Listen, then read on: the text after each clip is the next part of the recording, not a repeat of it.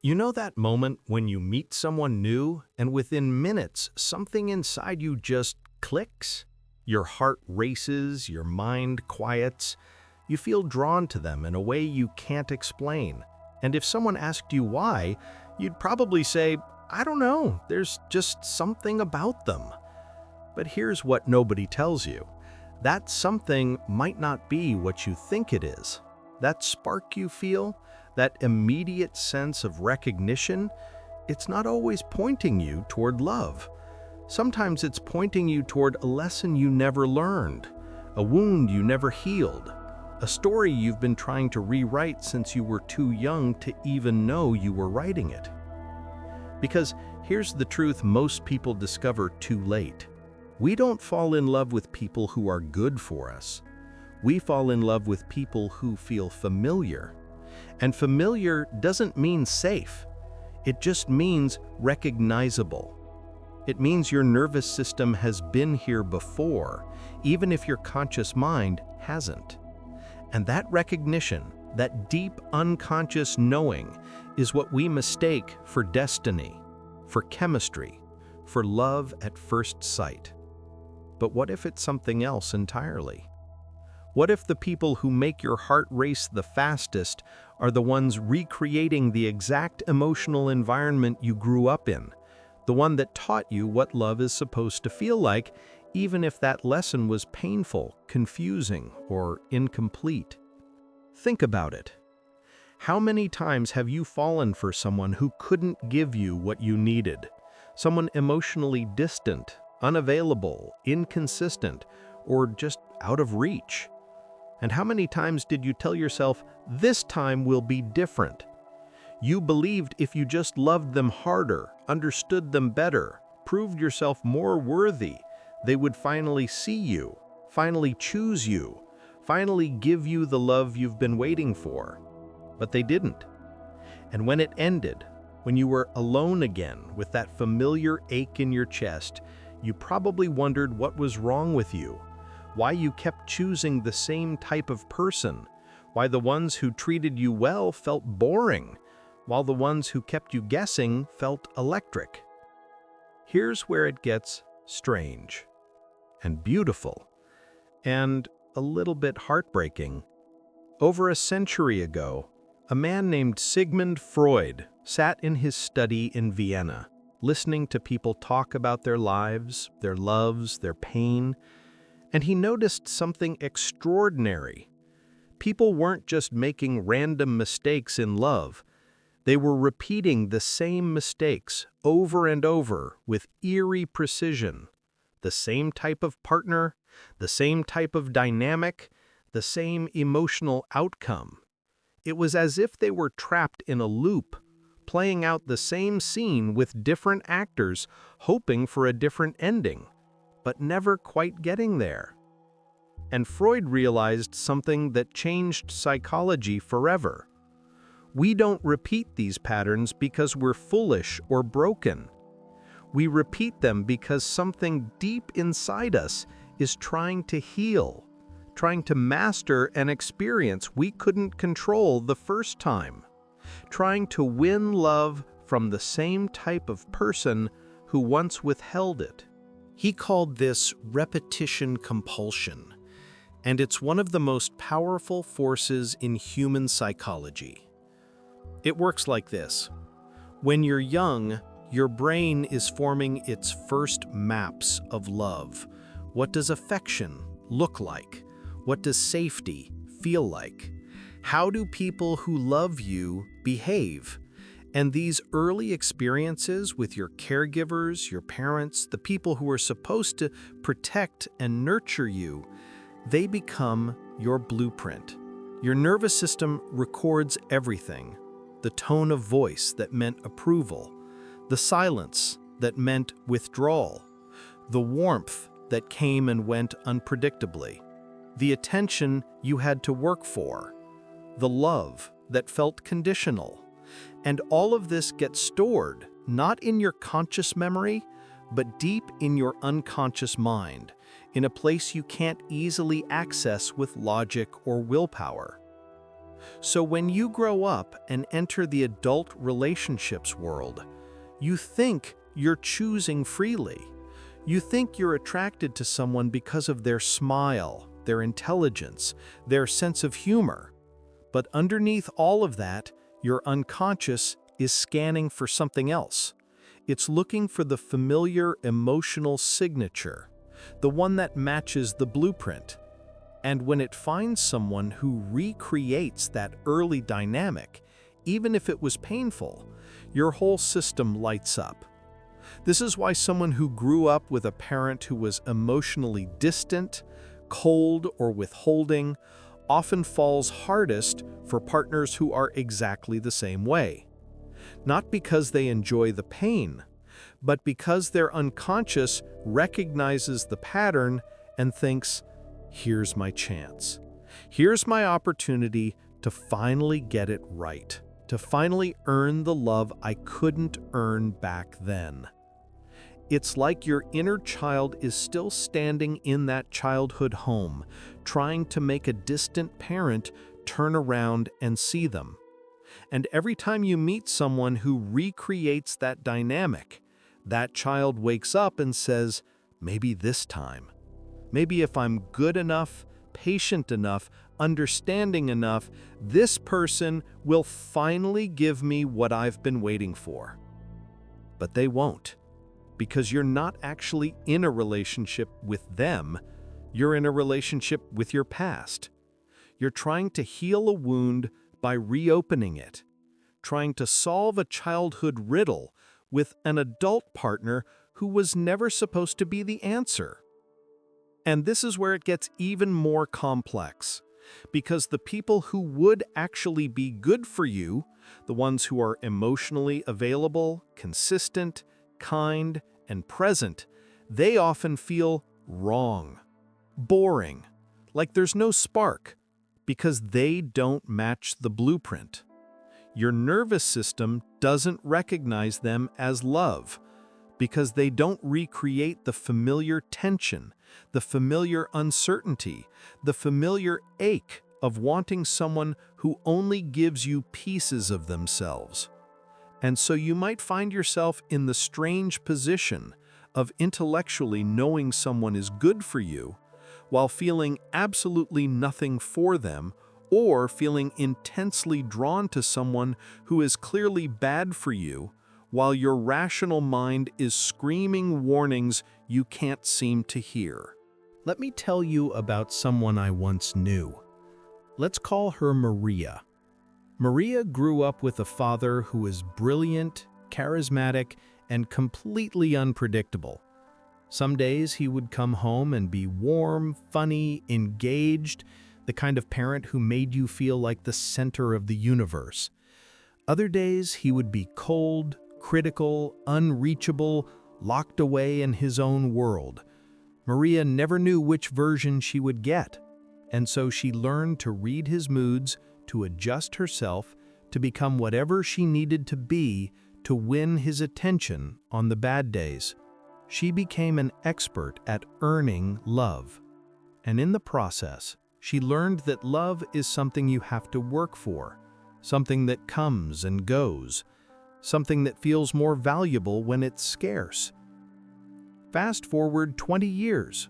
Maria is an adult now.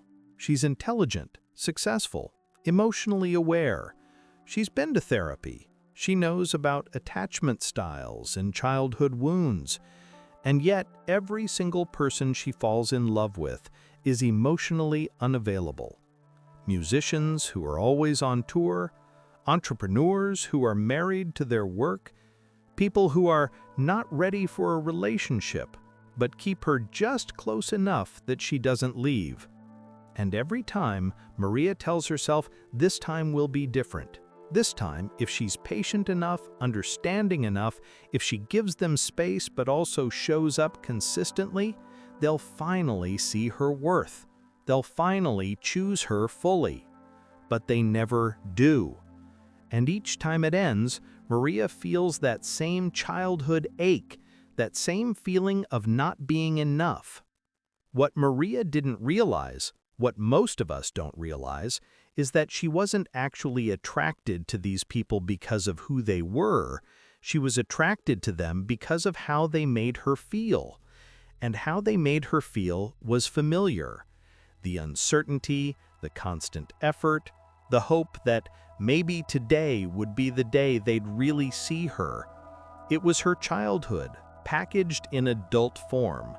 And her unconscious kept choosing it because somewhere deep inside she believed that if she could just win love from this type of person, it would finally prove something.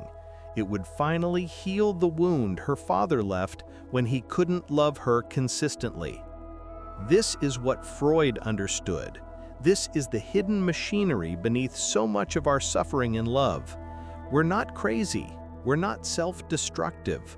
We're just trying to complete an unfinished story, trying to turn a childhood loss into an adult victory. And the tragedy is that it can't work, because the person standing in front of you today isn't your parent. They can't give you what you needed back then. They can't rewrite your history. And the harder you try to make them into the person who finally loves you the way you needed to be loved as a child, the more you lose yourself in the process. Here's what makes this even more painful. We often confuse familiarity with rightness. When something feels familiar, our nervous system relaxes into it, even if it's harmful, because familiar means predictable. And predictable feels like control, even when you're predicting pain. This is why people who grew up in chaotic homes often feel most at home in chaotic relationships. Why people who grew up walking on eggshells feel uncomfortable when things are calm and stable. The absence of tension doesn't feel like peace, it feels like waiting for something bad to happen. And so they unconsciously create drama, pick fights, or choose partners who provide the chaos their nervous system has come to associate with normalcy. Your body remembers what your mind has forgotten. And what your body remembers is not the objective truth of your childhood, but the emotional truth. The feeling of what it was like to be you in that house, with those people, navigating those relationships. And that feeling becomes your baseline, your set point, your definition of what love is supposed to feel like. So when someone treats you with consistent kindness, with steady affection, with reliable presence, it doesn't register as love. It registers as strange, foreign, maybe even suspicious, because it doesn't match the internal template.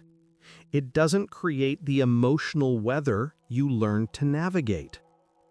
And this is where the real work begins.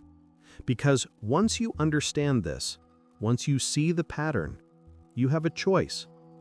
You can keep running the same program, keep choosing the same type of person, keep hoping for a different outcome. Or you can do something radical. You can start to question the attraction itself. When you feel that instant spark, that immediate pull toward someone, instead of following it blindly, you can pause. You can ask yourself, what does this person remind me of? What familiar feeling are they activating? Is this excitement, or is this activation? Is this love, or is this my unconscious trying to rewrite the past? This doesn't mean you should ignore all attraction. It means you should become curious about it, especially the intense kind, the kind that feels like fate. Because often that intensity isn't love recognizing love. It's a wound recognizing its mirror. And when you can see that clearly, when you can catch yourself in the act of choosing familiar pain over unfamiliar peace, you create space. Space to make a different choice. Space to consider that maybe the person who feels too good to be true isn't too good to be true. Maybe they're just too different from what you're used to. And maybe that's exactly what you need. Breaking this pattern isn't about thinking your way out of it. You can't just decide to be attracted to different people. Your unconscious doesn't respond to logic. It responds to experience, to new emotional data, to repeated exposure to a different kind of love.